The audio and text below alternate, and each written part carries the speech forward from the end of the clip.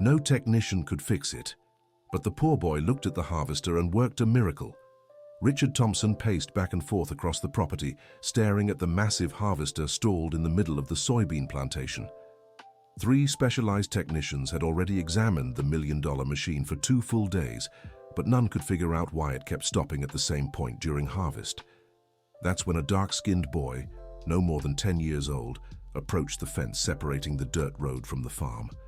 He held a rusty wrench in his right hand and carried an old thermos in his left. "Mr. Thompson," the boy shouted, waving through the wire fence. The farmer turned around, annoyed. The last thing he needed right now was an interruption.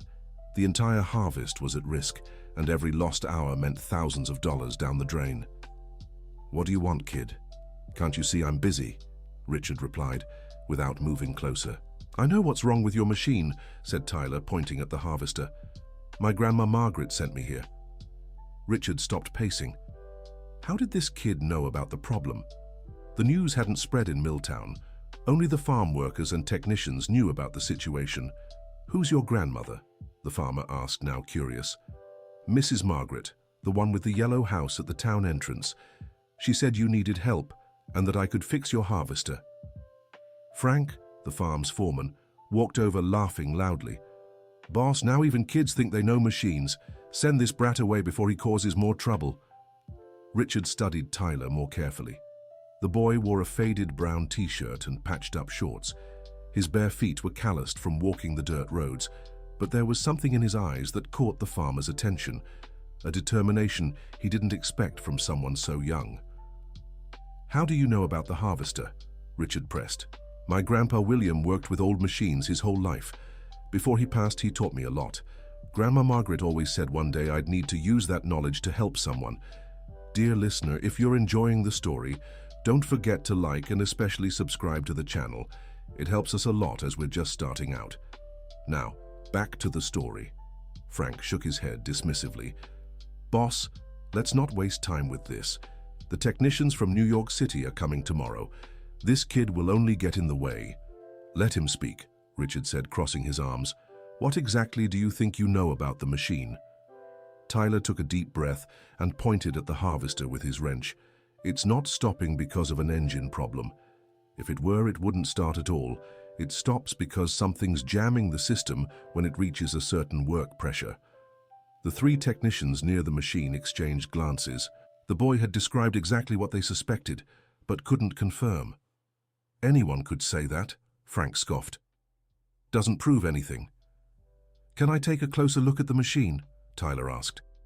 "Just look, I won't touch anything." Richard hesitated. The situation was desperate. If he didn't fix this soon, he'd lose not just this harvest, but next year's contracts too. His reputation as one of the region's top producers was on the line. "Fine," he decided. "But just look, and if you touch anything, I'll kick you out on the spot." Tyler smiled for the first time and ducked under the fence. As he approached the harvester, everyone noticed how tiny he looked next to the giant machine. But the boy showed no fear or hesitation. He began walking around the harvester, examining every detail.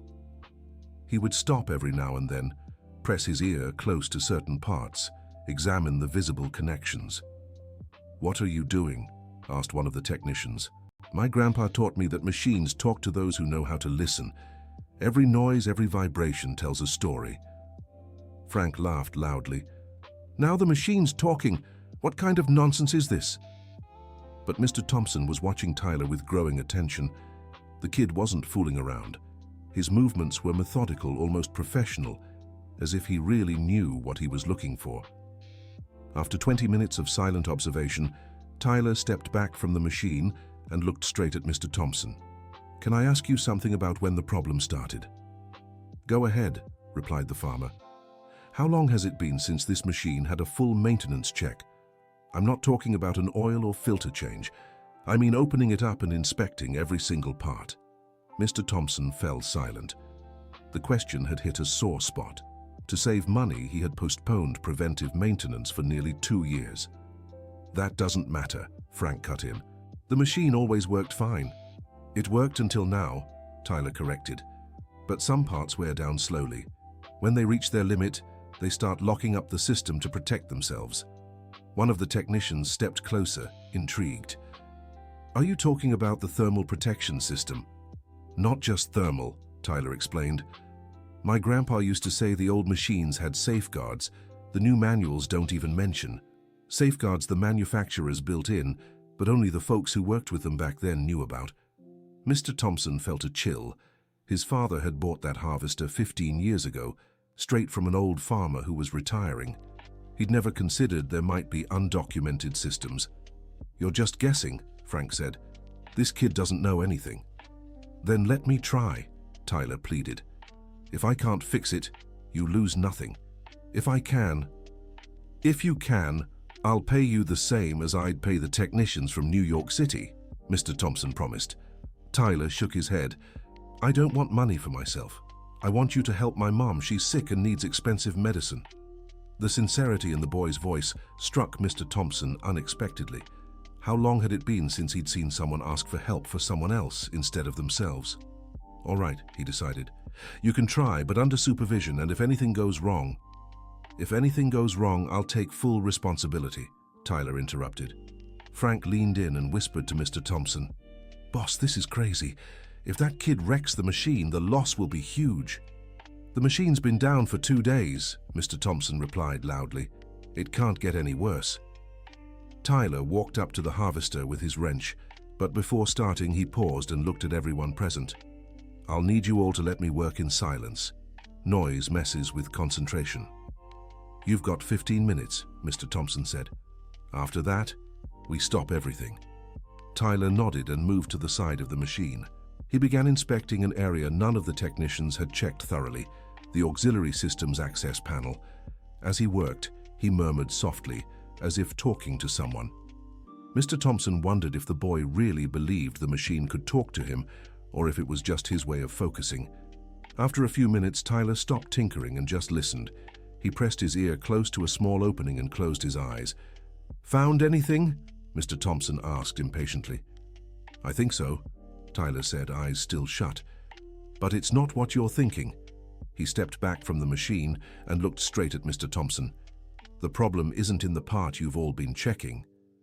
It's in a part no one's touched in a long time. What part? Asked one of the technicians.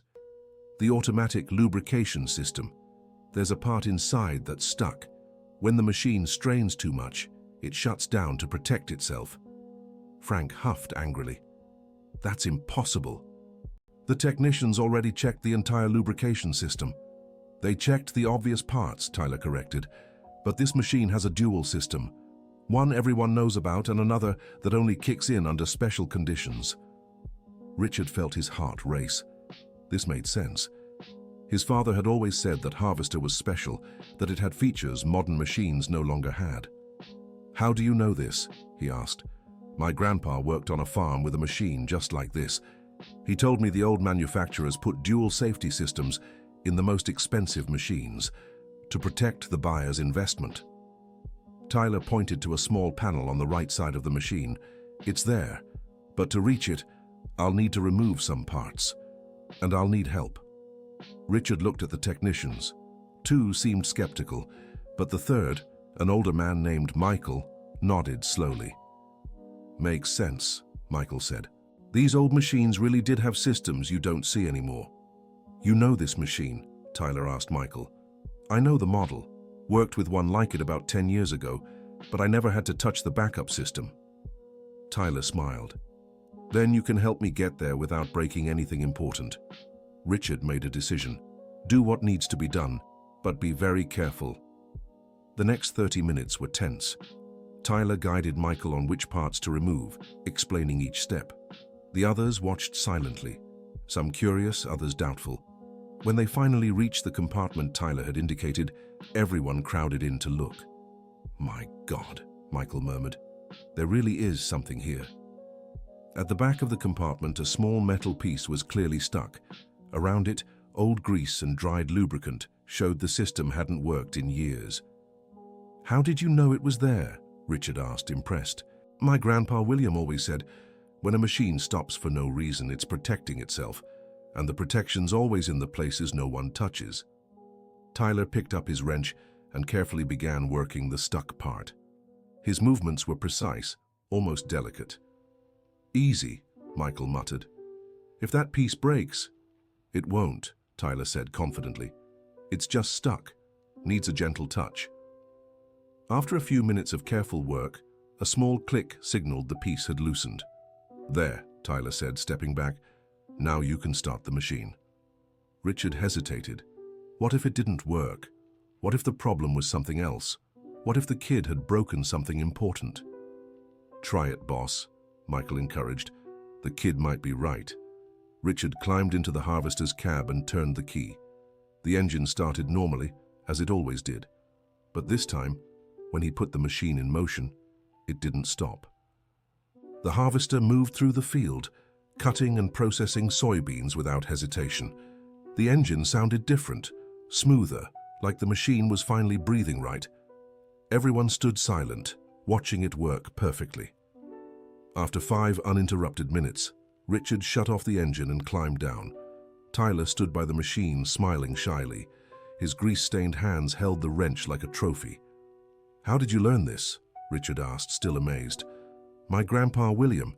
He always said machines are like people. When they're sick, they give signs. You just need to know how to look and listen." Frank approached, clearly bothered for having doubted the boy. "All right, you were right. But it was luck. You couldn't know for sure that was the issue." Tyler looked at Frank seriously. "It wasn't luck. It was knowledge. My grandpa taught me everything he knew before he passed. He used to say knowledge not passed on is lost forever." Mr. Thompson knelt to be at Tyler's eye level. "You said your mother is sick. What kind of illness?" "A heart problem. The doctor said she needs expensive medicine, but we don't have the money. She works washing clothes for people, but she can't handle the strain anymore." "And your father?" Tyler lowered his eyes. "He left when I was little, never came back."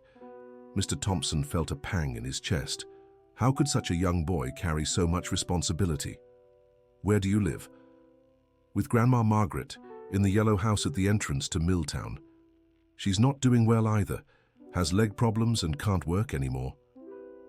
Tyler's family situation was more complicated than Mr. Thompson had imagined. 3 generations of women depending on the knowledge and courage of a 10-year-old boy. "Michael," Mr. Thompson called, "take this boy to town. I want to speak with his mother." "You don't have to, Mr. Thompson," Tyler said quickly. "You've already helped me by letting me fix the machine. That'll make a big difference." "How so?" "You didn't charge anything for the job." Tyler smiled in a way that broke Mr. Thompson's heart. "When word gets out that I fixed your harvester, people will start calling me to fix other things. It'll be the start of my real work." Mr. Thompson understood the wisdom behind the boy's thinking. Tyler wasn't just interested in quick money. He was building a reputation, investing in the future. "That's smart," Mr. Thompson admitted. "But it's not enough. A promise is a promise." He took out his wallet and pulled out some bills. "This is for your mother's medicine. And there's one more thing." Tyler stared at the money wide-eyed. It was more than he'd ever seen in his life. "I can't take all this," he said, stepping back. "Of course you can. And you will. Because starting today, you'll work here on the farm." "What do you mean?" 3 days a week you'll come here to learn about farm machinery. The other days you keep going to school. And on weekends, if you want, you can work at other farms in the region. Tyler was speechless. This opportunity was beyond anything he'd dreamed of. "But I can't read very well yet," he confessed. "How will I learn about more complicated machines?" "Michael will teach you, and I'll hire a tutor to help with your reading. Technical knowledge without education won't take you far." Dear listener, if you're enjoying the story, take a moment to like and especially subscribe to the channel. It helps us a lot as we're just starting out. Now, continuing. Michael stepped forward and put a hand on Tyler's shoulder. "I'd be honored to teach you everything I know, kid. It's been a while since I've seen someone with so much natural talent." Tyler looked around at all the people now watching him with respect instead of suspicion. It was a new and overwhelming feeling. "Can I think about it until tomorrow?" he asked. I need to talk to my mom and grandma." "Of course," Mr. Thompson said, "but don't take too long. The harvest won't wait." That afternoon, Tyler walked home with his heart racing and his hands still greasy. The yellow house where he lived with his mother and grandma was small and simple, but always clean and tidy. Sarah, his mother, was sitting on the porch, sewing a patch onto an old shirt. When she saw Tyler approaching, she smiled, but her smile turned to worry when she noticed the state of her son's clothes. "Tyler, what happened to you? These clothes are filthy." "Mom, I fixed Mr. Thompson's harvester." Sarah stopped sewing and looked at her son skeptically. "Tyler, don't make up stories. What harvester are you talking about?" "It's true, Mom. His machine had been broken for 2 days and no technician could fix it. Grandma Margaret sent me over and I figured out the problem." Mrs. Margaret appeared at the door of the house, leaning on her wooden cane. At 72, she still had sharp eyes and a keen mind. "What's all this noise?" she asked. "Grandma, tell Mom, you sent me to Mr. Thompson's farm, remember?" Mrs. Margaret smiled mysteriously. "Oh, so you went there, did you? And what happened?" Tyler told the whole story, from the moment he approached the fence to Mr. Thompson's job offer. The two women listened in silence, their expressions shifting from doubt to surprise and then to pride. When Tyler finished, he showed them the money Mr. Thompson had given him. "Mom, this is for your medicine, and Mr. Thompson said he'll give me work 3 days a week." Sarah took the bills with trembling hands. It was enough money to buy the medicine she needed for several months. "Tyler, are you sure this really happened? You're not making any of this up?" "Mom, why would I make something like this up?" Mrs. Margaret stepped closer and hugged her grandson. "Your grandpa William would be so proud. I knew one day you'd use everything he taught you." "Grandma, how did you know Mr. Thompson needed help?" Mrs. Margaret smirked. "Son, I've known this town for over 50 years. When a harvester on Mr. Thompson's farm sits idle for 2 days, everyone hears about it. And when I found out no technician could fix it, I thought of my grandson and his grandpa's lessons." Tyler hugged his grandmother tightly. She always knew more than she let on. "But what now?" Sarah asked. "If Tyler's going to work on the farm, what about school?" "Mr. Thompson said the job would only be 3 days a week. The other days, I'll still go to school, and he's going to find a tutor to help me with reading." Sarah looked at Mrs. Margaret, seeking guidance. The decision was too important to rush. "What do you think, Mom?" "I think this is the opportunity we've been waiting for," Mrs. Margaret said. "But Tyler, you understand this means responsibility, right? If you take this job, you can't let Mr. Thompson down." "I understand, Grandma, and I won't disappoint anyone." Sarah took a deep breath. "Then it's settled. Tomorrow you go back and accept his offer." That night Tyler could barely sleep. His mind raced with plans for the future and worries. What if he wasn't good enough? What if he made a big mistake? What if Mr. Thompson changed his mind? The next morning, he woke before sunrise. He showered, put on his best clothes, and made sure he looked presentable. Mrs. Margaret had prepared a special breakfast for the occasion. "Tyler," she said as he ate, "I want to give you something." She left the room and returned with a small old wooden box. When she opened it, Tyler saw several small tools, all in excellent condition. "These were your grandpa's. He always said a good mechanic needs good tools. Now they're yours." Tyler picked up one of the tools and examined it carefully. He could feel the weight of history and responsibility in his hands. "Thank you, Grandma. I'll take good care of them." "I know you will. And one more thing, always remember, knowledge isn't power over other people. Knowledge comes with the responsibility to help." Tyler understood exactly what his grandma meant. The same knowledge that had helped him fix the harvester should be used to help others whenever possible. When he arrived at Mr. Thompson's farm, Tyler found the farmer waiting for him near the main house, but he wasn't alone. A young woman, about 28 years old, stood beside him. "Tyler, this is my daughter Emily. She's an agricultural engineer and will be working with me on the farm." Emily greeted Tyler with a smile, but he noticed something reserved in her demeanor. "Nice to meet you, Tyler. Dad told me about yesterday, very impressive." "Thank you, Mrs. Emily. Just call me Emily, we'll be working together. No need for formalities." Mr. Thompson interrupted the conversation. "Tyler, have you thought about my offer?" I have, Mr. Thompson, and I accept. But I have one condition, Mr. Thompson raised his eyebrows, surprised. What condition? I want to learn everything I can, not just about fixing machines, but how they work, why they break, how to prevent problems. Everything. Emily smiled, this time genuinely. That's a very mature attitude, Tyler. I like people who truly want to learn. Perfect, said Mr. Thompson. We'll start today.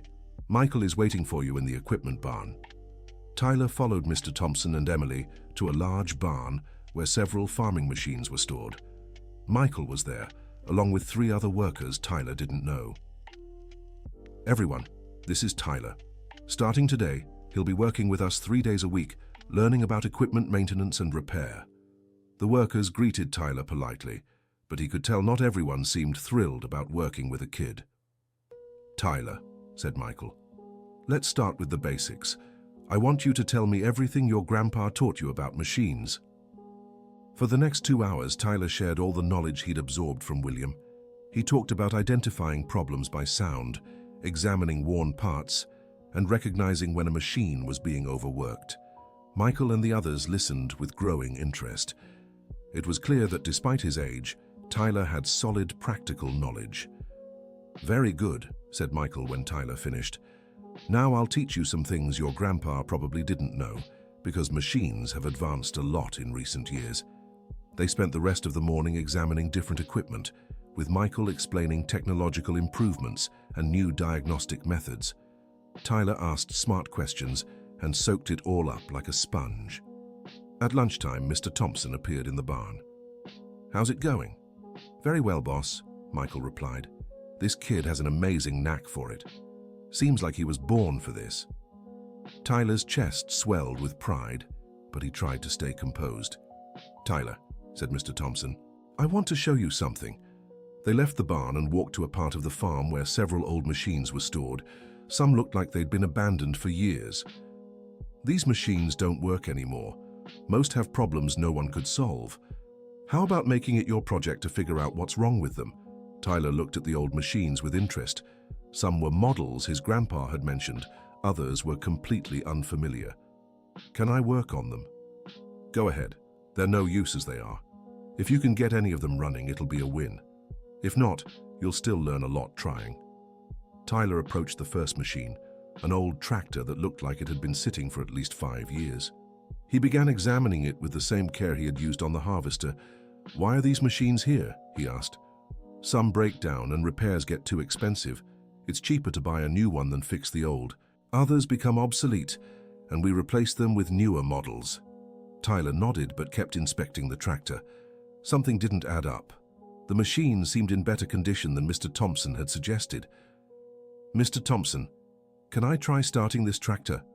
Go ahead, but I doubt it'll work. It's been sitting for 3 years. Tyler climbed onto the tractor and tried starting it. The engine didn't even sputter, but instead of giving up, he hopped down and began checking the electrical system. After a few minutes, he found a loose wire near the battery.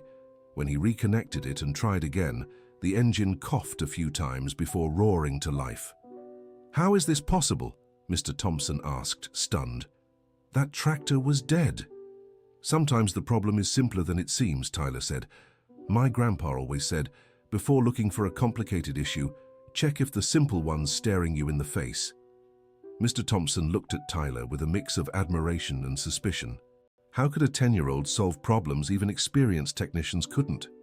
Tyler, are you sure your grandpa taught you all this? Yes, Mr. Thompson, why? It's just... Well, you seem to know things even I don't, and I've worked with machines for 20 years. Tyler realized his skill was raising doubts rather than admiration. He needed to be careful not to seem arrogant or unbelievable.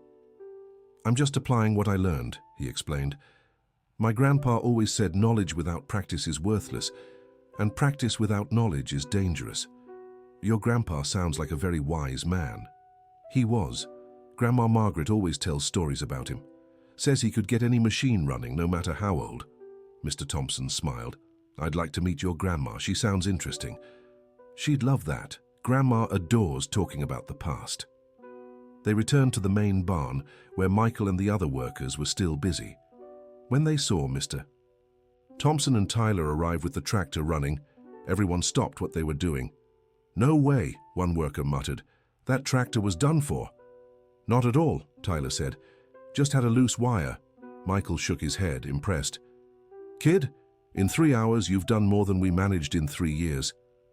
Tyler blushed at the praise but stayed grounded. It was luck, and the knowledge my grandpa passed down. "Not luck," Michael said firmly. "Skill, and that's something you're born with or not." The rest of the afternoon flew by. Tyler worked alongside Michael, learning about hydraulic systems, preventive maintenance, and electrical diagnostics. Every new piece of information clicked with what he already knew. When it was time to leave, Mr. Thompson pulled Tyler aside. "Tyler, I've got to ask, are you really just 10? Tyler laughed. "Yes, Mr. Thompson. Why?" "You act and talk like someone much older, and your technical knowledge is way beyond your age. My grandpa always treated me like an adult when teaching me about machines. He said technical knowledge has no age, just responsibility." Mr. Thompson nodded, satisfied. "All right, see you Thursday. Michael will teach you about diesel engines." Tyler waved and started toward the dirt road, but before leaving the property, he paused and looked back. The farm felt different now, no longer just the place where the rich man lived. It was the place where he would learn and grow. When he got home, he found his mother and grandmother waiting anxiously for news. "So?" asked Sarah. "How was it?" Tyler told them about his first day, from meeting Emily to getting the tractor running. The two women listened with growing pride. "My grandson is becoming a man," said Mrs. Margaret with tears in her eyes. "I'm still a kid, Grandma. I'm just learning."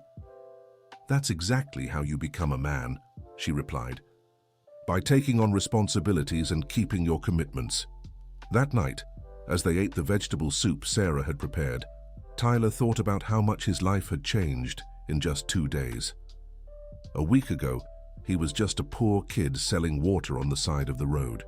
Now he had a job, a chance to learn, and money to help his family. But he also had a huge responsibility. Mr. Thompson was betting on him, Michael was taking time to teach him, and his family was counting on this opportunity to work out. "Mom," Tyler said, "can I ask you something?" "Of course, son. Do you think I can do it? Not let anyone down?" Sarah stopped eating and looked at her son with affection. "Tyler, you've already shown you can. What happened yesterday with the harvester proves you have talent. Now it's just a matter of working hard and keeping at it." "But what if I make a big mistake? What if I break something important?" Mrs. Margaret chimed in. "Son, those who never make mistakes never learn anything. The important thing is to learn from them and not repeat the same ones." Tyler felt comforted by the words of the two women he loved most in the world. They always knew exactly what to say to ease his worries. On Thursday, Tyler arrived at the farm even earlier than his first day. He found Michael already working in the barn, taking apart a diesel engine. "Right on time," Michael said. "We'll start with theory before getting our hands dirty." All morning, Michael explained how diesel engines worked, their differences from gasoline engines, common failure points, and preventive maintenance techniques. Tyler took notes in an old notebook he'd brought from home, sketching diagrams and writing down the most important details. His handwriting was still childish, but his dedication was clear. "Now, let's put it into practice," Michael said. "I want you to take this engine apart and then put it back together." Tyler looked at the engine with a mix of anxiety and excitement. It was far more complex than anything he'd worked on before. "What if I can't put it back together?" "You will, and if you struggle, I'll help, but I'm sure you won't need it." Tyler began working methodically, removing each piece carefully and arranging them in a logical order. Michael watched in silence, impressed by the boy's patience and precision. After 2 hours, Tyler had completely disassembled the engine. All the parts were neatly organized and cleaned on the workbench. "Now comes the hard part," Michael said, "putting it back together." Tyler studied the pieces for a few minutes, recalling the order in which he'd removed them. Then he began the reverse process, fitting everything back with the same care he'd taken to disassemble it. Michael was amazed when Tyler reassembled the entire engine without asking for help once. Even more impressive was when the engine started perfectly on the first try. Tyler, you have a real natural talent. In 20 years of working with machines, I've never seen anyone learn this fast. Tyler smiled but stayed humble. It's because my grandpa taught me to pay attention to details. He always said machines are like puzzles. If you remember where each piece goes, you'll never get lost. That afternoon, Richard showed up at the barn with Emily. How's the training going? Really well, Michael replied. Tyler just took apart and reassembled an entire diesel engine, all by himself. Emily walked over to the workbench where Tyler's tools were laid out. Can I see your notes? Tyler handed her the notebook, a little embarrassed by his childish handwriting. But Emily examined the notes seriously. These notes are very good, Tyler. Organized and detailed. It shows you really understand what you're learning. Thank you, Emily. How about this? What if I got you a technical book on engines, so you can study at home and deepen your knowledge? Tyler brightened at the idea. I'd love that, but I still don't read very well. Hard words slow me down. That's exactly why it's important for you to improve your reading, Richard said. In fact, I've already found a tutor for you. Mrs. Barbara. She's retired and lives in Milltown. When do I start the lessons? Next week, twice a week after your work here on the farm. Tyler felt a mix of excitement and nervousness. More responsibilities, more things to learn, more chances to disappoint. Mr. Thompson, can I ask you something personal? Of course. Why are you doing all this for me? I'm just some poor kid who showed up here by chance.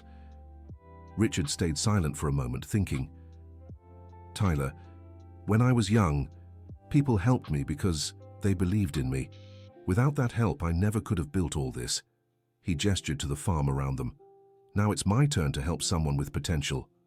But what if I don't live up to your expectations? Then at least you'll have tried, and I'll know I did my part. Emily put a hand on Tyler's shoulder. Tyler, you've already proven you're capable. Now it's just about keeping at it and growing.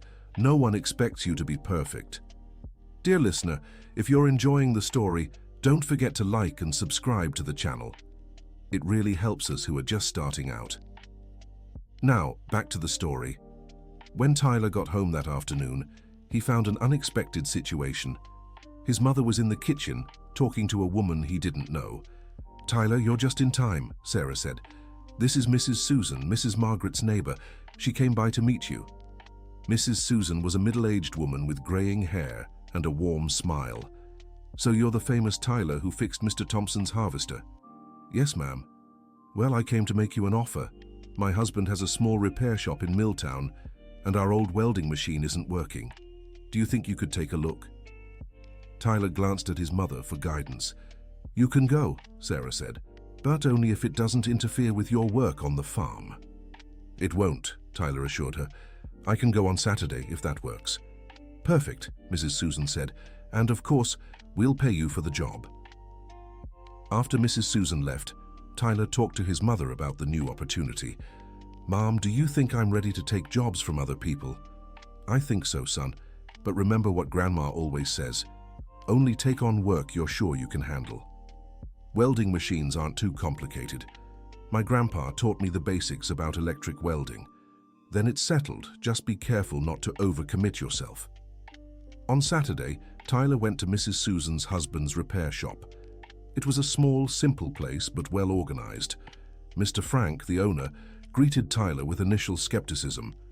You sure you know how to handle a welding machine? It's dangerous for a kid. I know, Mr. Frank. My grandpa taught me about electrical safety. Can I just take a look first? The welding machine was clearly old, but Tyler noticed the problem was probably simple. After examining it for a few minutes, he identified the issue: a blown fuse and some frayed wires.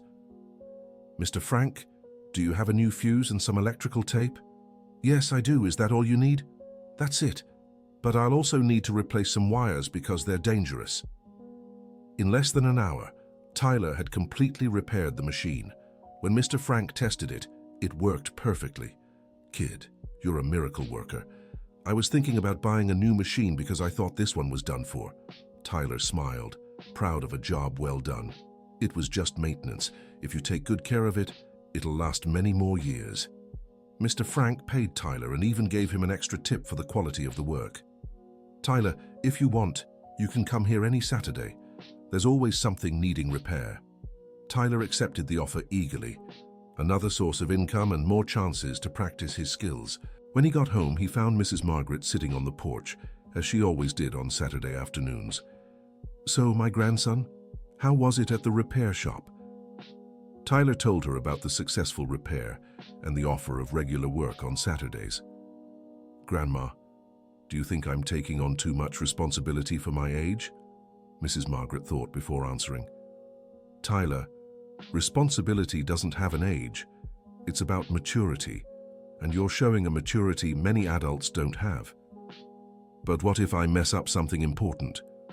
"Son, mistakes are part of learning. What matters is not failing because of lack of effort or care." Tyler felt comforted by his grandma's words. She always knew how to put things in perspective. "Grandma, can I ask you something about Grandpa William?" "Of course, son." "Did he get nervous when he had to fix important machines? Machines people were counting on?" Mrs. Margaret smiled nostalgically.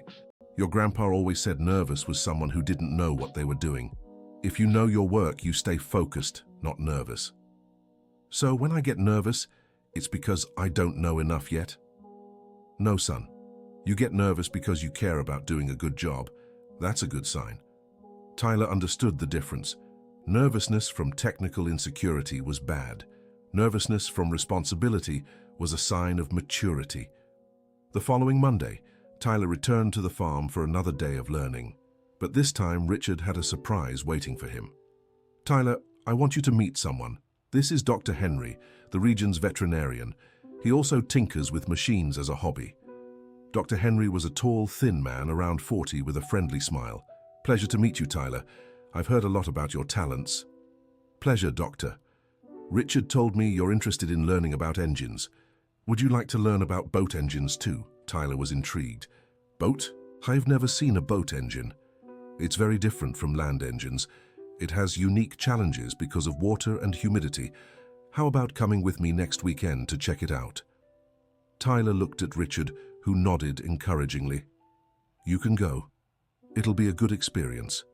Tyler accepted the invitation eagerly, another chance to learn something new. That week, Tyler split his time between work on the farm, lessons with Mrs. Barbara, and small repairs at Mr. Frank's shop. His routine was getting busy, but he felt energized by the variety of experiences. Mrs. Barbara was a patient and experienced teacher. She had quickly noticed Tyler was above average in intelligence, but needed to improve his basic reading and writing skills. "Tyler, you have a very logical mind," she said after the second lesson. "That will help you a lot when you start reading more complex technical texts." "Thank you, Mrs. Barbara. I'm really trying my best." "I can see that. And your progress has been excellent." On Saturday, Tyler went with Dr. Henry to a lake near Milltown, where he kept a small fishing boat. "This boat has a simple outboard motor," Dr. Henry explained, "but it's been acting up for weeks. None of the mechanics in town could fix it." Tyler examined the motor with interest. It was very different from the land engines he knew, but the basic principles were the same. "Can I try starting it to see how it behaves?" "You can try, but I doubt it'll work." Tyler pulled the starter cord several times. The motor would catch, but then immediately stall. He listened carefully, trying to identify the pattern of the failure. "Doctor, how long has it been since this motor was used regularly?" "About 3 months. Why?" "It might be a fuel issue. Old gasoline turns into gunk that clogs everything." Tyler checked the fuel tank and confirmed his suspicion. The gasoline looked off and smelled sour. "That's it. We need to replace all the fuel and clean the carburetor." They spent the whole morning working on the motor. Tyler learned about the specifics of marine engines, the need for corrosion protection, water cooling systems, and differences in fuel mixtures. When they finished, the motor ran perfectly. "Tyler, you just saved me a fortune in mechanic fees," Dr. Henry said. "How can I repay you?" "You don't have to repay me, Doctor. I learned a lot today." "No, that's not right. How about I teach you about car engines too? I have an old car in the garage that would be perfect for you to learn on." Tyler eagerly accepted the offer. Every new experience expanded his knowledge and confidence. When he got home that afternoon, he was mentally exhausted but happy. In just 2 weeks, his life had completely changed. He had steady work, was learning new things every day, and was able to help his family financially. But on Sunday, something unexpected happened that would test his confidence in a way he hadn't anticipated. Tyler was at home, studying the technical book Emily had given him, when he heard urgent knocking at the door. Mrs. Margaret went to answer it and returned with a worried expression. "Tyler, it's Johnny, Mrs. Mary's son. He says it's urgent." Johnny was a boy Tyler's age who lived a few streets over. He was clearly agitated when he came inside. "Tyler, you have to help me. The generator at our bakery stopped working and my mom is desperate." "Generator? What kind of generator?" "The one that powers the place when the electricity goes out. The whole bakery depends on it because the ovens have to stay running. If we don't fix it today, we'll lose all the dough for tomorrow." Tyler felt the weight of responsibility. An entire bakery depending on him? What if he couldn't fix it? What if he made things worse? "Johnny, generators are serious. They deal with a lot of electricity. It could be dangerous." "But Tyler, you're the only one who can help. My mom already called 2 electricians and neither could fix it." Tyler looked at his grandma, seeking guidance. "Grandma, what should I do?" Mrs. Margaret thought for a moment. "Son, you can go take a look, just look. If it's something you know you can do safely, you try. If not, you tell them honestly." Tyler agreed and followed Johnny to the bakery. Mrs. Mary, the owner, greeted them with a mix of hope and desperation. "Tyler, thank you for coming. I know you're young, but I've heard about the miracles you've worked with machines." "Mrs. Mary, I'll take a look, but I can't promise anything. Generators are tricky." Tyler examined the generator with extreme care. It was a larger and more complex machine than anything he'd worked on before. But as he began inspecting it, he realized the problem might be simpler than it seemed. The generator turned on but didn't produce electricity. That suggested the issue was in the generation system, not the engine. "Mrs. Mary, do you have a multimeter to measure voltage?" "I do. The electrician left it here." Tyler used the multimeter to test different points in the generator's electrical system. After a few minutes, he identified that there was no voltage coming from the alternator. "Johnny, I need a screwdriver and a flashlight." Tyler opened the alternator panel and inspected the internal connections. He found 2 loose connections and a wire that had partially frayed. "I think I found the problem, but I'll need electrical wire and solder to fix it." "My cousin's shop around the corner has all that," said Johnny. "I'll go get it." While Johnny fetched the materials, Tyler explained to Mrs. Mary what he'd discovered. "It's nothing too serious, Mrs. Mary, just some loose connections. But I need to be very careful because it involves electricity." "Tyler, are you sure you know how to do this safely?" Tyler was honest. "I know the basics my grandpa taught me, and I'll take every precaution. But if at any point I think it's too dangerous, I'll stop and call a professional." Mrs. Mary agreed, and Tyler began the repair. He completely shut off the generator, tested multiple times to ensure no power was running through it, and only then started working on the connections. The repair took nearly 2 hours, but when Tyler finished and restarted the generator, it worked perfectly. The bakery's lights came on, and the oven started running again. "Tyler, you saved my business," Mrs. Mary exclaimed. "How can I thank you?" "You don't have to thank me, Mrs. Mary. I'm happy to help." "Of course I do. You'll have dinner here every week on the house and take fresh bread for your family every day." Tyler was touched by Mrs. Mary's generosity.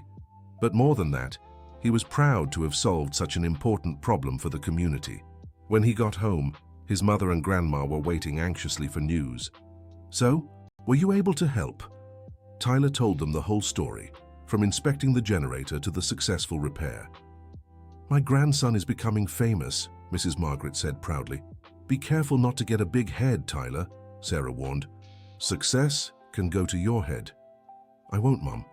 Every job I do shows me how much more I still have to learn." Tyler was sincere.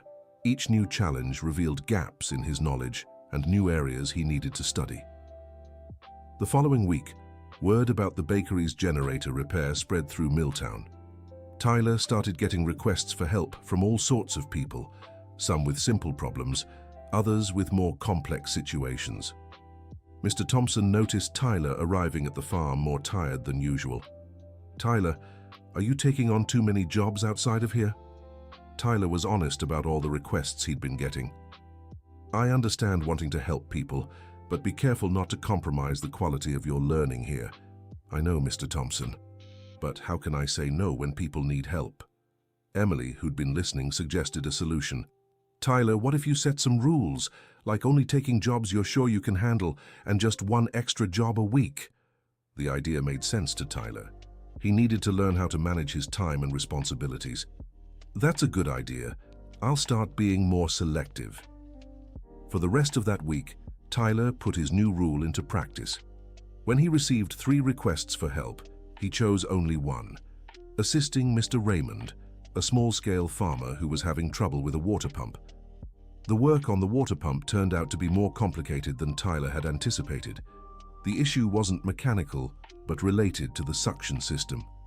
Tyler had to research and study before he could fix it.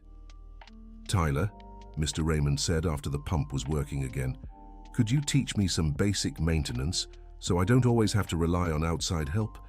Tyler was surprised by the request. Teaching. He was still learning himself. Mr. Raymond, I'm still learning too. I'm not sure I can teach anyone. Of course you can. You know much more than I do, and teaching is a way to learn even more. Tyler considered the suggestion. Mrs. Margaret always said knowledge that isn't shared is lost. Maybe teaching really could help him solidify what he was learning. All right, I can show you some basics about water pumps. Tyler spent an hour teaching Mr. Raymond about preventive maintenance, how to spot common problems and when to call a professional. It was rewarding to discover he could explain things clearly. When he got home that afternoon, Tyler reflected on the experience. Teaching had truly helped reinforce his own understanding, and it gave him a new perspective on responsibility, not just fixing things, but empowering others to take better care of their equipment. "Grandma," Tyler said during dinner, "today I taught someone for the first time. How was it?" "Different than I expected. Harder, but also more rewarding." Mrs. Margaret smiled. "Your grandpa always said the best way to really learn something is to try teaching it to someone else." "Why?" "Because when you teach, you have to understand it so well that you can explain it simply. And when someone asks questions, you discover things you hadn't thought about." Tyler understood perfectly. Mr. Raymond's questions had made him consider aspects of maintenance he knew intuitively, but had never put into words. The following month, Tyler's routine settled. 3 days a week at Mr. Thompson's farm, 2 weekly classes with Mrs. Barbara, Saturdays at Mr. Frank's repair shop, and Sundays with Dr. Henry learning about automotive engines. He also started taking 1 extra job a week, always choosing cases that offered learning opportunities. His mother, Sarah, was noticeably better. The medicine they could afford, thanks to Tyler's work, had stabilized her heart condition.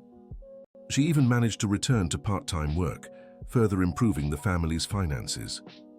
"Tyler," she said one day, "I want you to know how proud I am of you." "Thanks, Mom.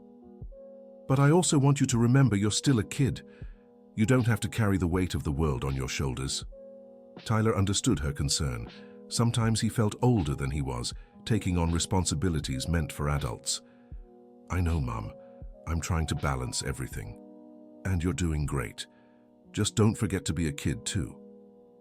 Tyler thought about her words. When was the last time he had played? When was the last time he had simply been a 10-year-old boy? The following Saturday, instead of taking an extra job, Tyler decided to spend the day playing with Johnny and other neighborhood kids. It felt strange at first, but gradually he remembered the simple joy of being a child. "Tyler," said Johnny while they were playing soccer in the street, "you've been different lately." "Different how?" "More serious, more grown-up. Sometimes it seems like you've forgotten how to have fun." Tyler laughed. "That's true. I've been really focused on work." "Work is important, but so is fun." Tyler agreed and threw himself completely into the game for the rest of the day. It was refreshing to rediscover that part of himself. On Monday, when he returned to the farm, Tyler felt more balanced. Michael noticed the difference right away. "You seem more relaxed today." "I spent the weekend playing instead of working." "That's important, Tyler. A tired mind doesn't learn well." They were working on a different harvester, more modern than the first one Tyler had fixed. Michael was teaching him about electronic diagnostic systems. Modern machines are more complex, but also easier to diagnose, Michael explained. They have computers that show where the problem is. Tyler was fascinated by the technology, but also a little intimidated. Michael, do you think I'll be able to keep up with how machines are evolving?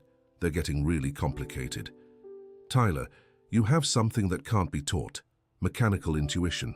That'll help you with any machine, no matter how modern it is. But what about electronics? I hardly know anything about electronics. That's why you need to keep studying. Electronics is the future of farm machinery. Tyler made a mental note. He needed to start studying electronics. Another area of knowledge to absorb. That afternoon, Emily showed up at the barn with a surprise. Tyler, I brought something for you. It was a book on basic electronics, with lots of illustrations and simple explanations. I thought you might want to start learning about electronics. Tyler flipped through the book with interest. The illustrations were clear, and the text seemed easy to follow. Thank you, Emily. I really needed to learn about this. If you have any questions, just ask me. I studied electronics in college. Tyler thanked her and took the book home. That night, he started reading the first chapters, fascinated by the concepts of voltage, current, and resistance. Mrs. Barbara noticed Tyler was splitting his attention between his English studies and his technical studies. Tyler, are you having trouble keeping up with both? A little. I want to learn everything, but time is limited. What if we adjusted your English lessons to include technical texts? That way you'd practice reading and learn about machines at the same time. The idea was brilliant. Tyler began reading technical manuals during his English lessons, improving both his reading comprehension and his mechanical knowledge. In no time, Tyler was reading complex technical texts with ease. His progress impressed all his mentors, but it was during an unexpected situation that Tyler got his biggest opportunity to show everything he'd learned. It was a rainy Thursday when Mr. Thompson showed up at the barn with a worried look. Tyler, I need your help with something different. What's wrong, Mr. Thompson? My neighbor, Mr. Roberts' farm, has a serious problem. His harvester broke down right in the middle of the harvest, and all the technicians in town are busy with other calls. Tyler's stomach twisted. An entire farm depending on him. What kind of problem? We don't know. The machine just stopped working and won't start again.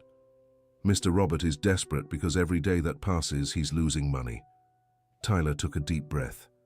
This was the biggest challenge he'd faced yet. I can take a look, but what?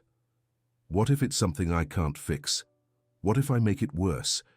Mr. Thompson put a hand on Tyler's shoulder.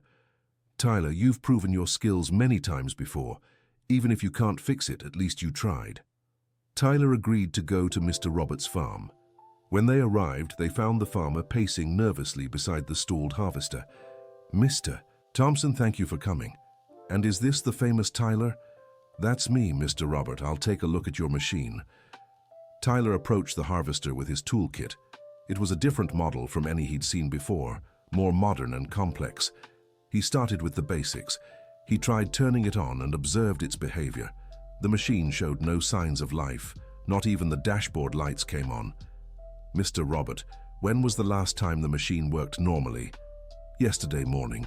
It was running perfectly, then suddenly stopped and wouldn't start again. Tyler suspected an electrical issue. He began checking the battery, fuses, and main connections. After an hour of meticulous investigation, he found the problem. A main fuse had blown, but it wasn't a standard fuse. It was a special one that protected the entire electronic system. Mr. Robert, do you have spare fuses? I do. They're in the toolbox. Tyler examined the fuses and found a compatible one. But before replacing it, he wanted to understand why the fuse had blown. Using his knowledge of electronics, he tested the entire system with a multimeter, looking for short circuits or other faults that could have caused it. He found a stripped wire making contact with the machine's metal frame. That was the culprit. Tyler insulated the faulty wire and only then replaced the fuse. When he started the machine, it worked perfectly. Incredible, Mr. Robert exclaimed. How did you figure it out so fast? It wasn't fast, Mr. Robert. It took me over an hour, but it's important to check everything before replacing parts, so it doesn't break again. Mr. Thompson was impressed by Tyler's methodical approach. The kid had matured a lot in his diagnostic skills. "Tyler, how did you know to check the whole system?" "Emily lent me a book on electronics. I learned that when a fuse blows, there's always a reason. If you replace it without finding the cause, it'll just blow again." Tyler spent another hour teaching Mr. Robert about preventive maintenance and how to spot signs of electrical problems. "Tyler, how much do I owe you?" "Nothing, Mr. Robert. It was a good learning experience for me." "That can't be. You saved my harvest." Mr. Robert insisted on paying and even invited Tyler to come back any time to learn about other farm equipment. On the way back, Mr. Thompson talked to Tyler about the future. "Tyler, have you thought about what you want to do when you grow up?" "I want to keep working with machines, maybe study mechanical engineering in college." "That's a good goal, and you've got all the potential to make it happen." "Mr. Thompson, can I ask you something personal?" "Of course." "Why did Emily decide to come back and work on the farm? She's an engineer. She could work in the city." Mr. Thompson smiled. "Emily always loved the land. She went to the city to study, but she always planned to return. And now that she's seeing the results of our training program, she's even more motivated." "Training program?" "Tyler, haven't you noticed? You're the first of many young people we want to train. The idea is to start a rural technical school here in the region." Tyler was surprised. He was part of a bigger project? "A technical school. Emily's developing the plan. The idea is to teach local kids about modern farming, machine maintenance, and rural management. Everything needed to modernize local agriculture." Tyler felt a mix of pride and responsibility. If he was the first, he had to set a good example. "And where would this school be?" "We're thinking of building it on my property. We have enough space and already have some machines that could be used for teaching." Tyler imagined dozens of young people learning what he was learning. The idea was exciting. When they arrived at the farm, they found Emily working on some papers on the porch of the main house. "How did it go at Mr. Roberts' farm?" she asked. Tyler told her about the electrical problem and how he had fixed it. "Very good. You're applying the electronics knowledge you've been studying." "Emily," said Mr. Thompson, "I told Tyler about the technical school project." Emily smiled. "What do you think of the idea, Tyler?" "I think it's amazing. But would I be a professor?" Emily laughed. "Not yet, Tyler. You'd be more like a tutor, helping other young people learn what you already know." "I'd love to be part of it." "Then get ready. The project should start next year, and we'll need well-prepared tutors." Tyler felt inspired. Teaching other young people would be a way to give back everything he had received. That night, at home, Tyler shared the news with his mother and grandmother. "A technical school?" asked Sarah. "What a wonderful idea." "Your grandpa would be so proud," said Mrs. Margaret. "He always dreamed that his knowledge would be passed on to many people." Tyler felt he was honoring his grandfather's memory in a way he had never imagined. "Grandma, do you think I'm ready to teach others?" "Son, you're already teaching. Every person you help learns something. Now it's just about organizing that knowledge more systematically." Tyler spent the rest of the night thinking about how he could organize his knowledge to teach effectively. In the following months, Tyler dedicated himself not only to learning, but also to documenting everything he learned. He created notebooks organized by topic, with simple explanations and plenty of illustrations. His academic progress with Mrs. Barbara was also remarkable. Within a few months, he was reading and writing at a high school level. "Tyler, you have a bright future ahead," Mrs. Barbara said during one of their last lessons. "But remember, knowledge without humility can be dangerous." Tyler took the advice to heart. The more he learned, the more he realized how much there was still to learn. The technical school project began to take shape. Mr. Thompson and Emily secured support from other farmers in the region and even from the local city hall. Tyler was invited to participate in the planning meetings where he could contribute from the perspective of someone who was still learning. "Tyler," Emily said during one of these meetings, "we want you to help develop the practical curriculum. You know the real challenges of learning about machines." Tyler felt honored, but also daunted by the responsibility. "I'll do my best." "We know you will. And remember, you're not alone. We'll have several specialized professors." The first group of students at the technical school would be small, just 10 young people from the region. Tyler helped select the candidates, looking for those who showed real interest and need. Among those chosen was Johnny, his childhood friend. "Tyler, I can't believe we'll be studying together again," Johnny said when he heard the news. "It'll be different this time," Tyler replied. "Now I'll be teaching you too." Strange to think about it. I remember when we used to play mechanic with cardboard boxes. Tyler laughed, remembering those games. How life had changed. The technical school's opening was scheduled for the beginning of the following year. Tyler spent his break preparing intensively, studying teaching methods and organizing educational materials. Mrs. Margaret watched her grandson with growing pride. "Tyler, do you remember when you were just a little boy and kept asking me about your grandpa's stories?" "I sure do, Grandma. You always said you wanted to be just like him when you grew up. Look how far you've come." Tyler looked around the house where he'd grown up. The same simple yellow house, but now with some improvements his work had made possible. His mother was healthy, his grandmother was proud, and he had a promising future ahead. "Grandma, I achieved more than I ever imagined, but none of this would have happened without Grandpa's lessons and your support. And without your determination and courage," Sarah added. On the day of the technical school's opening, Tyler woke up with butterflies in his stomach. It was his first official day as an instructor's assistant. He put on his best clothes and carried his toolkit, which now included much more sophisticated instruments than the ones Mr. Thompson had given him. The opening ceremony was simple, but moving. The mayor of Milltown attended, along with several farmers and the families of the 10 selected students. "This school represents the future of our region," the mayor said in his speech. "Skilled young people are the key to local development." When it was Tyler's turn to speak, he addressed the new students directly. "A year ago, I was just a kid selling water by the dirt road. Today, I'm here to share everything I've learned with you. It proves that opportunity and dedication can change any life."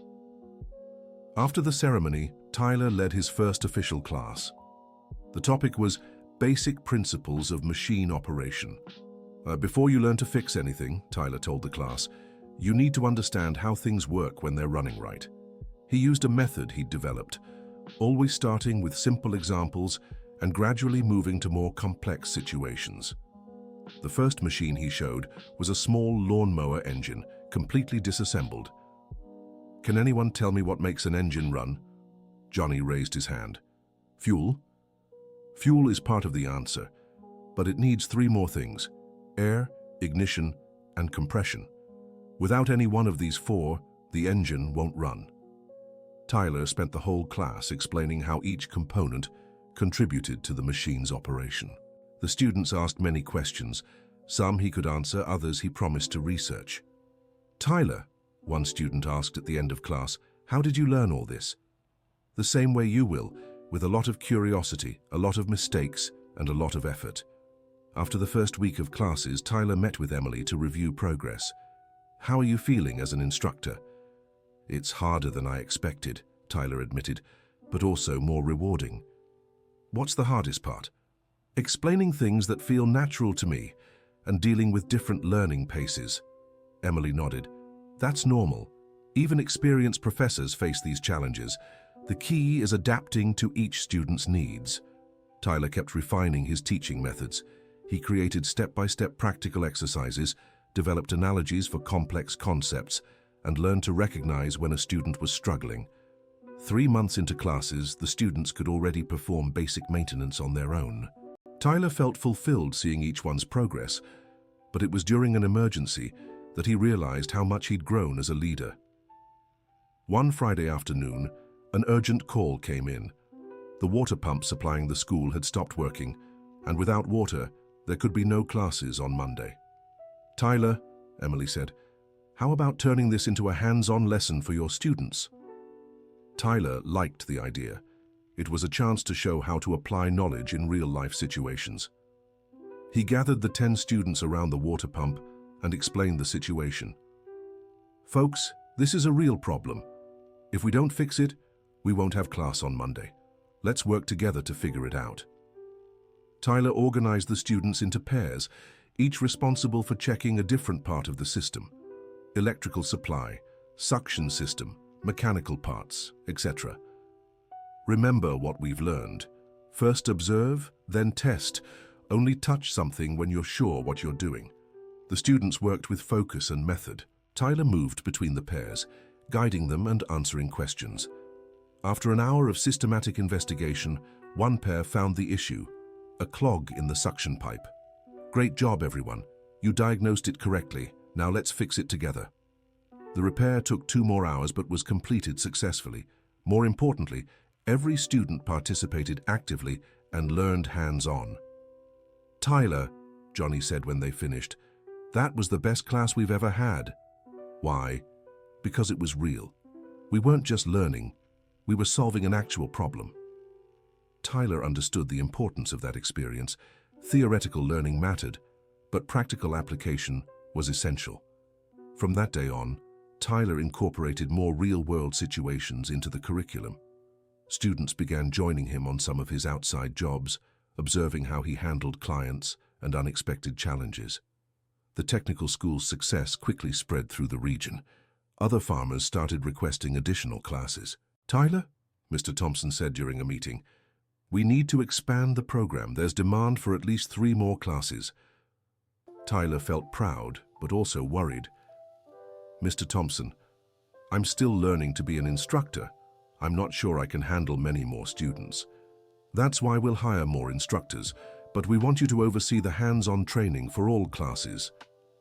It was a huge responsibility for someone who hadn't even turned 12 yet, but Tyler felt ready for the challenge. "If you think I can do it, I accept." At the end of his first year as an instructor, Tyler reflected on everything that had happened in his life. 2 years earlier, he'd been a poor kid selling water on the dirt road. Now he was an instructor at a technical school, had a solid reputation as a mechanic, and was helping train a new generation of rural technicians. His mother, Sarah, had fully recovered and opened a small sewing business at home. Mrs. Margaret, despite her age, was active and proud of her grandson. "Grandma," Tyler said one evening, "do you think Grandpa William would be proud?" "Honey, your grandfather wouldn't just be proud, he'd be amazed. You've achieved more than he ever dreamed." "But I used everything he taught me and multiplied it 1,000 times. That's what happens when knowledge meets opportunity and determination." Tyler looked out the window at Mr. Thompson's farm, where the lights of the technical school still shone. Some of the more dedicated students stayed late, studying and practicing. The next year, Tyler would start regular high school while keeping his instructor responsibilities. Balancing it all would be tough, but he felt confident. Emily had suggested he apply for a mechanical engineering scholarship at a state university in New York City. The idea was tempting, but Tyler didn't want to abandon the work he'd started in the region. "You don't have to decide now," Emily had said. "There's still time to figure out the future." But Tyler already knew what he wanted: to keep working with machines, keep teaching, and keep contributing to his community's growth. The next morning, Tyler woke before sunrise, as he always did. He took a shower, put on his technical school uniform, and grabbed his toolkit. Another day of work awaited him, with new challenges and new opportunities to learn and teach. As he passed by the farm where it had all begun, Tyler stopped for a moment beside the harvester he had fixed 2 years earlier. The machine was running perfectly, just as it had since that day. "Thank you," Tyler whispered, unsure whether it was to the machine, his grandpa William, or the fate that had placed that opportunity in his path. Then he moved on, heading toward another day of performing the miracle of turning knowledge into opportunity and opportunity into hope. The technical school was bustling when Tyler arrived. 3 classes were now running simultaneously, with over 30 students in total. Tyler oversaw the practical side of all of them, but each class had its own lead instructor. Michael had become the head instructor, working full-time at the school. Dr. Henry came twice a week to teach about automotive engines. Emily coordinated the rural management classes. "Good morning, Professor Tyler," greeted one of the younger students. Tyler still felt odd being called professor, but he had gotten used to it.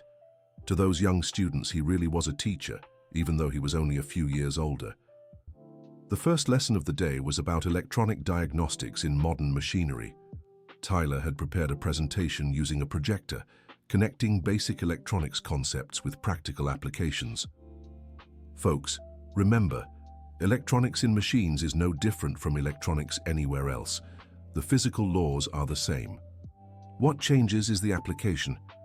Tyler loved seeing the students' eyes light up when they grasped a new concept. It was the same feeling he had experienced when he first started learning. After the theory lesson, they headed to the barn for hands-on practice. Tyler had prepared several machines with programmed faults for the students to diagnose. Remember the methodology: observe, theorize, test, confirm. Never skip steps just to save time. The students worked in groups, applying their theoretical knowledge in practice. Tyler moved between the groups, guiding when necessary, but letting them discover solutions on their own whenever possible. It was amazing to see how each student developed their own problem-solving style, some more systematic, others more intuitive. Tyler had learned to recognize and value these differences. During the break, Tyler took the chance to talk with Michael about the program's progress. "Michael, do you think we're on the right track?" "Tyler, in 2 years we've trained over 50 qualified technicians. The employment rate is 100%. I'd say we're on exactly the right track." "And are the students really prepared for the job market?" "Better prepared than many who take traditional technical courses. The difference is that here, they learn how to think, not just follow instructions." Tyler felt proud of that methodological difference. From the start, he had insisted that teaching people to think was more important than teaching procedures. In the afternoon, Tyler had his weekly meeting with Emily to plan the following week's activities. "Tyler, I have some news for you." "What kind of news?" "The State University in New York City wants to partner with us. They want our top students to have direct access to the mechanical engineering program." Tyler was excited by the possibility. "Does that mean our students could become engineers?" "Exactly. And there's more. They want you to apply for a special admission slot, recognizing your practical experience." Tyler fell silent for a few moments. This was the opportunity Emily had mentioned before, but now it was real. "Do I need to leave here to study in New York City?" "Not necessarily. The State University is willing to create a hybrid program for exceptional cases like yours." "What do you mean?" "You'd study part of the time there, part of the time here. You could keep coordinating the technical school and still study engineering." The offer was tempting, but Tyler needed to think carefully. "Can I have some time to decide?" "Of course, but don't take too long. The admissions process is mid-year." That night, Tyler talked to his family about the opportunity. "It's a once-in-a-lifetime chance, son," said Sarah. "Your grandpa would be so proud to see a grandson become an engineer." "But what about the technical school and the students who rely on me, Mrs. Margaret, now 74 but still sharp and wise, gave her opinion. "Tyler, you've already planted the seed. Now it'll grow with or without you. You can't limit your own growth because of that." "But Grandma, I feel responsible for the kids who are learning." "And you are. But the best way to honor that responsibility is to keep growing. How will you teach engineering if you're not an engineer?" Tyler understood his grandma's logic. To keep being useful to the technical school in the long run, he needed to further his education. "So you think I should accept?" "We think you should try," said Sarah. "If it works out, great. If not, it'll still be a valuable experience." Tyler spent the next few days researching the engineering program and talking to people familiar with the university. The more he looked into it, the more interested he became. Dr. Henry, who had studied at the same university, was especially encouraging. "Tyler, that school has one of the best mechanical engineering programs in the country. If you have the chance to study there, you can't pass it up." "But doctor, I'm only 12. Am I too young for university?" Dr. Henry laughed. "Tyler, you forgot your age a long time ago. Mentally, you're already an adult. The university will just formalize what you already know and add theoretical knowledge to your practical skills." Tyler decided to apply. Emily helped him prepare the required documents and essays for the admissions process. The practical exam took place at the technical school itself, with university evaluators observing Tyler at work. He demonstrated diagnosing and fixing complex problems in several different machines. "Impressive," remarked one evaluator. "I've never seen someone so young with so much hands-on knowledge." The written exam was more challenging. Tyler struggled with some advanced math and theoretical physics, but did well on applied mechanics questions. A few weeks later, the results came in. Tyler had been accepted into the special program, but with the condition of completing a 6-month preparatory course before starting regular classes. "Tyler, congratulations," Emily said when they heard the news. "You made history. You're the youngest student ever accepted into that program." Tyler felt proud, but also nervous. It was another big challenge in his life. Mr. Thompson organized a small celebration at the farm to mark the achievement. All the instructors, students, and staff from the technical school attended. "Tyler," Mr. Thompson said during the gathering, "when you showed up here 2 years ago, I knew I was looking at someone special, but I never imagined we'd come this far."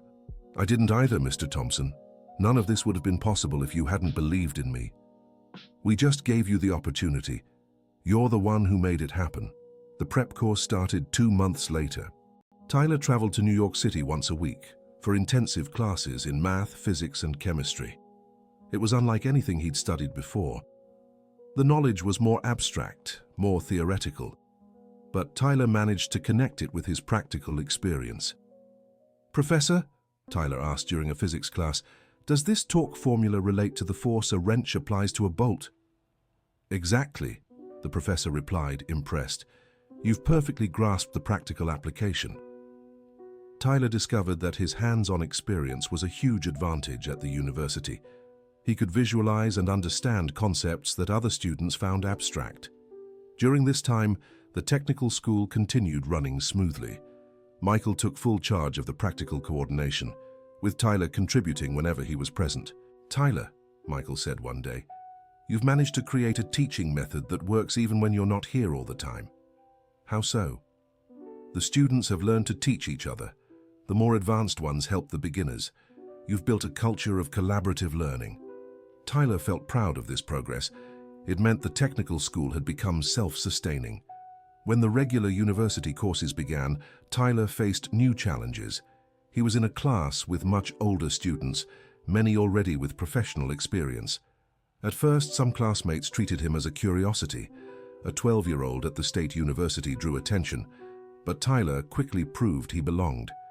In hands-on assignments, he often knew more than his peers. In theoretical projects, he made up for any gaps with creativity and practical insight.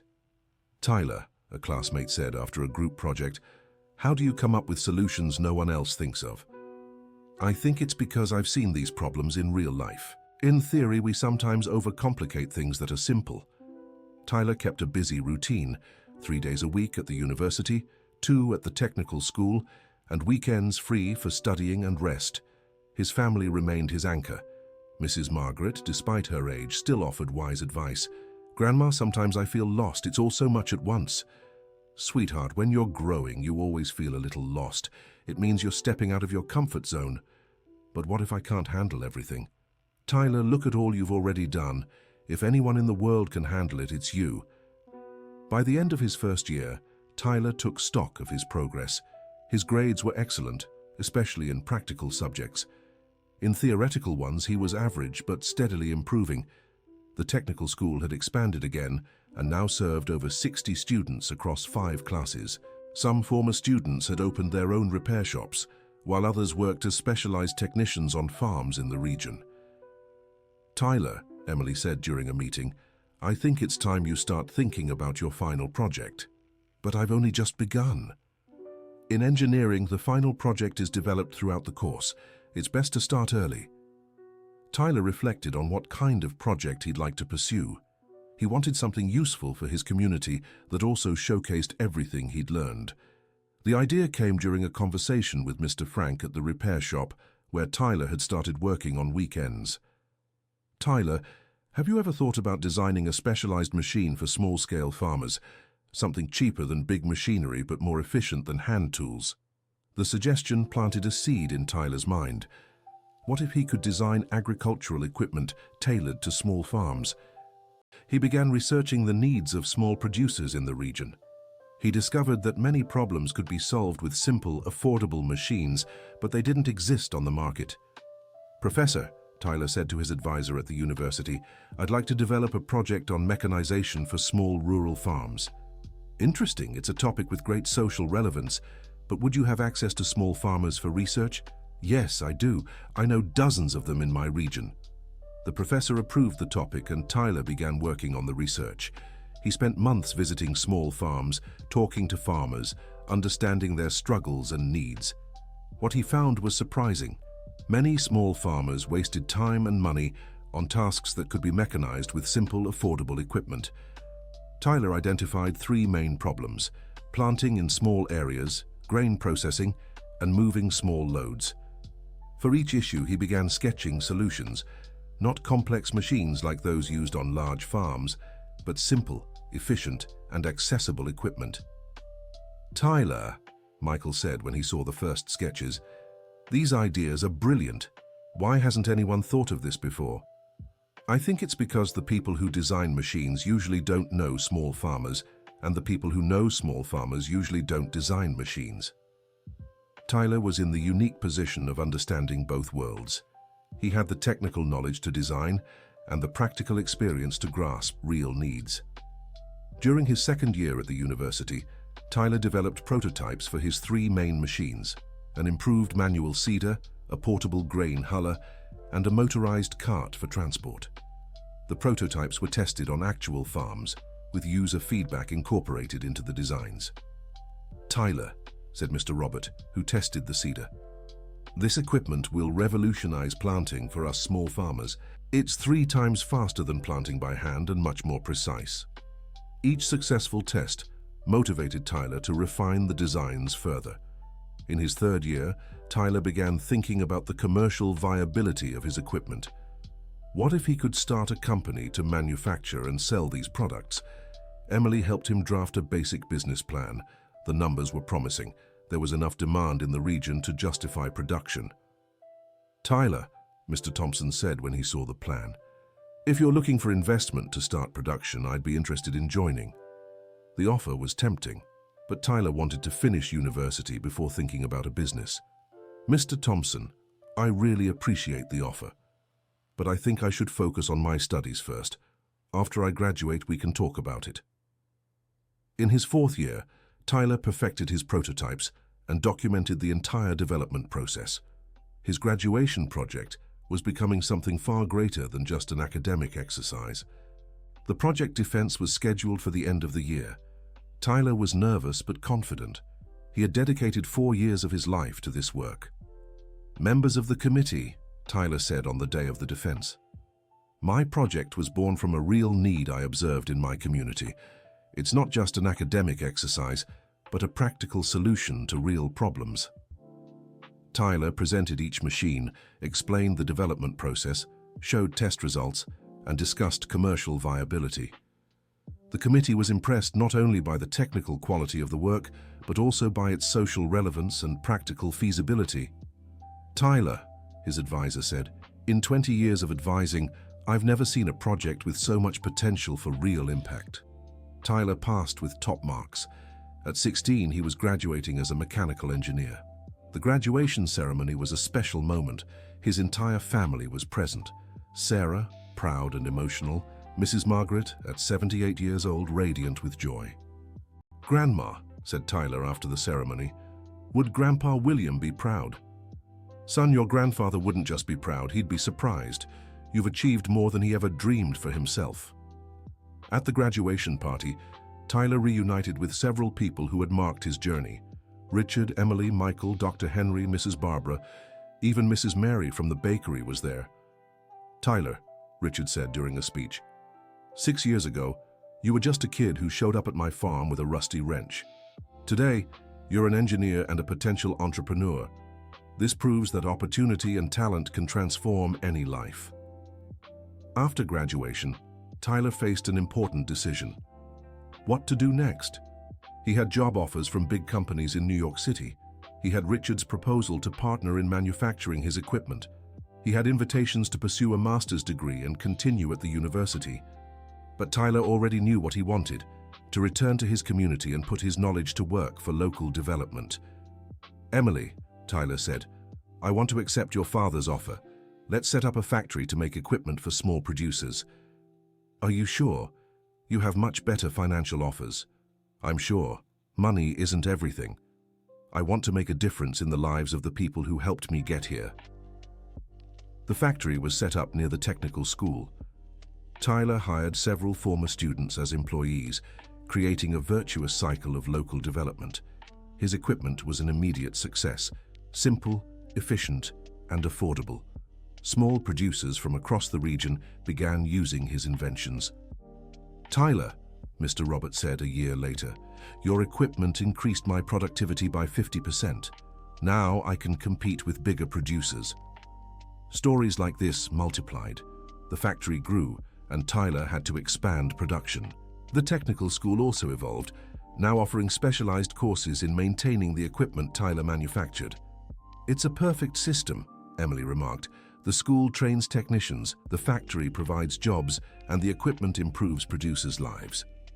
At 20, Tyler was considered one of the country's most promising young entrepreneurs, but he never lost his humility or his connection to his roots. Every morning before heading to the factory, he stopped by the yellow house where he grew up. Mrs. Margaret, now 82, was frailer but still sharp. "Good morning, Grandma. How did you sleep?" "Well, my dear grandson, I dreamed of your grandfather last night." "What did he say?" "He said he's very proud of what you've accomplished and that he can rest in peace now knowing his teachings weren't lost." Tyler kissed his grandmother's forehead and set off for another day of work. On the way, he paused, as he always did, in front of the harvester where it all began. The machine still worked perfectly, 8 years after the repair that changed his life. "Thank you," Tyler whispered, as he did every morning. "Thank you for the opportunity. Thank you for the people who believed in him. Thank you for having the courage to accept the challenge." As he walked toward the factory, Tyler thought about the future. He had plans to expand to other states, develop new equipment, and create more jobs. But he also had personal plans. He wanted to start a family, to have children he could pass on the values he'd learned. When he arrived at the factory, he found a familiar scene, a boy around 12 years old waiting at the gate, holding an old toolbox. "What can I do for you, kid?" Tyler asked. "Mr. Tyler, my name is Peter. I fix bicycles on my street, and people say I have a knack for machines. Do you think you could give me a chance to learn?" Tyler smiled. The story was repeating itself. "Of course, Peter. Let's talk." End of story. What an incredible tale of perseverance and determination. Tyler showed us that knowledge, opportunity, and courage can transform any life. Now we want to know your opinion. Do you believe stories like this can inspire young people in our community? Have you witnessed a similar transformation in your own experience? Share your thoughts with us in the comments. Every personal story enriches our understanding of the power of education and persistence. Don't forget to leave a like if this narrative touched your heart and subscribe to the channel for more uplifting stories of resilience and hope. Your participation strengthens our community.